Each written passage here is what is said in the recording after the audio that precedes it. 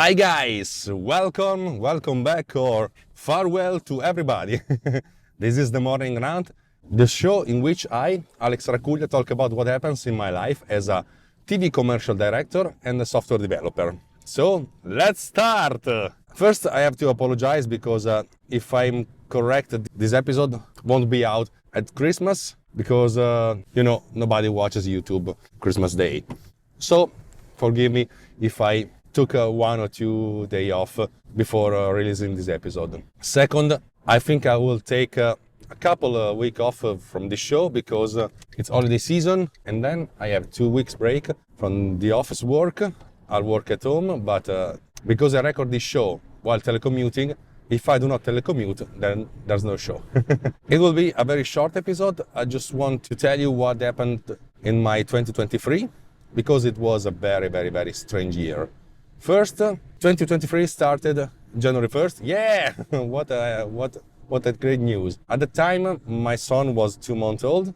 Now he's 1 year and 2 months old. And I am a father, and then I have to concentrate a lot on my family. But this was my most successful year as a developer. So much successful that for the first time, and I think that it's gonna be the last for a while, my second job, the software developer, became my first job for the revenue. I gained much more money as a software developer than as a TV commercial director. And so I actually don't know how to face this stuff. I just want to stay calm and stay on the planet Earth and think about that, thinking that next year won't be the same.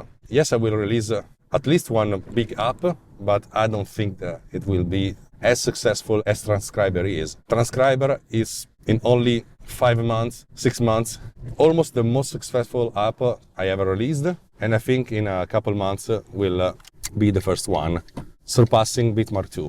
It was an honor, a pleasure. It was super cool to work with FX Factory to release this app. They pushed me to doing everything always better, making my app more pristine, more powerful, more accessible, and they raised my bar so high that I struggled a lot to reach this bar and satisfy the expectations. Thank you very much. Then I want to say thank you to everybody who watches this show, because I don't know, I started doing this as I told to myself while I telecommute, and then I discovered that someone listened to what I say, and sometimes scares me a lot. But I think that I'm trying to do the best as I can to produce something that someone can listen to. I don't have anything to teach. I don't know if I have anything to say, but sometimes my opinion can be interesting for someone, and so, okay, I accept this gift from the universe. Then, in the last couple minutes, I want to talk about what I think about Final Cut Pro. I don't know if it's, as I said to myself in the last 2 or 3 years, that Final Cut Pro is a dying platform. I don't know that. I'm not sure that Apple is investing the right amount of the resources on this app. I think that Apple should consider the idea of making Final Cut Pro a subscription-based app to justify the money that should be spent on this app, to improve it and make it more compelling to editors, and not only, because I think that maybe 20 years ago you can have a troupe, a staff, a group of people that post-produce something. You have an editor, a colorist, a sound editor, a sound designer, an audio mixer, someone who is involved in mixing music, someone involved in dialogue cleaning, dialogue synchronization, people who does visual effects, motion graphics. If I think about all these people of these jobs, I say to myself that I am everybody. I do all this stuff, and usually I shoot this stuff. I am the director of photography, the cameraman. Sometimes I do clapper slate. I do audio recording. Sometimes I use more than one camera, 2 or 3 cameras simultaneously. I am a one-man band. Okay, maybe I'm not the best director that you can find on earth, but I'm a quite complete video maker. Yes, I'm giving a compliment to myself. This is a date that you should sign on the calendar. So I think that video production and video post-production has changed. 10 years ago, everybody asked me to do something that can go to television or to DVDs or Blu-rays. And now my main channel is Instagram. And so I started recording video horizontally and vertically simultaneously. And then I have to edit things and think about things both horizontally and vertically. It's not so easy. It's not the same job as 10 or 20 years ago. So the world has changed, the post-production world has changed, and I think that Final Cut Pro should stop trying to be avid, okay?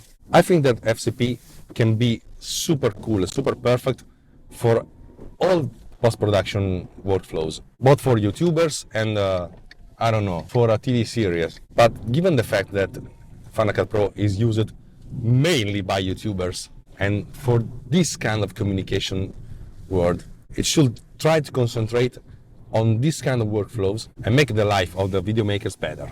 Or else the decline or the decreasing amount of user will continue. But that's my 2 cents. I have an opinion, but I don't think that you have to respect it or consider it. I'm just a software developer that makes his own living with the likes of Final Cut Pro.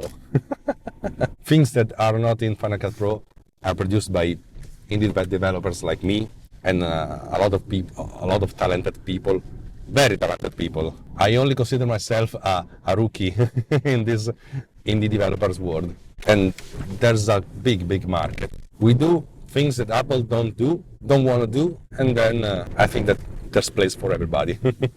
That's all for today, and that's all for this 2023. Thanks to everybody. See you. Ciao.